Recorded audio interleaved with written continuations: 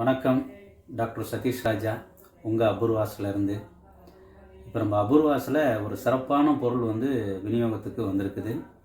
என்ன பொருள்னு பார்த்தீங்கன்னா, தெய்வம் சம்பந்தமான விஷயங்களுக்கு தெய்வத்துக்கு அபிஷேகம் பண்ணலாம், தெய்வத்துக்கு திலகமாக சாத்தலாம், நம்மளே நம்ம ஒரு வசியத்தன்மைக்கு அந்த பொருளை பயன்படுத்தலாம். என்ன பொருள்னு பார்த்தீங்கன்னா அரகஜான்னு பேர். ரொம்ப அற்புதமான சிறப்புடையது இந்த அரகஜா. இது ரொம்ப சுத்தமான 100% குவாலிட்டியுடைய அரகஜா. இந்த அரகஜான்றது பார்த்தீங்கன்னா வாசனை திரவியங்கள் மற்றும் சில மூலிகை கொண்டு தயார் செய்யக்கூடியது தான் இந்த அரகஜா. சில தெய்வ சிலைக்கு பார்த்தீங்கன்னா அரகஜாவில் அபிஷேகங்கள்லாம் செய்வாங்க.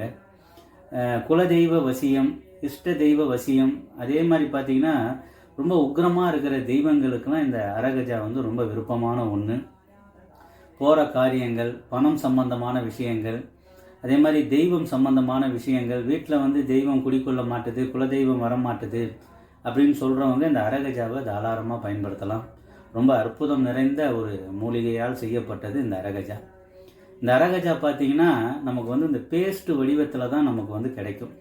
அது இந்த லிக்விட் ஃபார்மில், தண்ணி ஃபார்மில் இந்த அரகஜா கிடைக்காது. சில அற்புதமான மூலிகைகளை பஸ்பமாக்கி அந்த பஸ்பத்தோடு சில புணுக்கு, ஜவ்வாது, கோரோஜனா, அரகஜா அந்த மாதிரி சொல்லக்கூடிய சில மூலிகைகள்லாம் அதில் கலந்து, வசிய பொருளையும் அது கூட கலந்து, வாசனை திரவியங்களையும் அது கூட கலந்து தான் இந்த அரகஜா ப்ரிப்பேர் பண்ணுவாங்க. அண்ணாமலையாருக்கு பார்த்தீங்கன்னா, திருவண்ணாமலையார் அண்ணாமலையாருக்கு இந்த அரகஜா சாத்துவாங்க. அதே மாதிரி சில தெய்வங்களுக்கு, பைரவருக்கு, சனீஸ்வரருக்கு, இவங்களுக்கெல்லாம் இந்த அரகஜா ரொம்ப உகந்த ஒரு பொருள். இந்த அரகஜா பார்த்திங்கன்னா நம்ம டெய்லி நம்ம நெத்தியில் திலகமாக இட்டுட்டு போகலாம். தெய்வ வசியம், பொருள் வசியம், ராஜ வசியம் ஏற்படும். ஸோ நம்ம அபூர்வாஸில் இந்த அரகஜா தற்போது விற்பனைக்கு வந்திருக்குது. நல்ல ஒரு அற்புதமான நிலையில் தரமான ஒரு அரகஜாவை உங்களுக்கு வழங்குறதில் நாங்கள் ரொம்ப மகிழ்ச்சி அடைகிறோம்.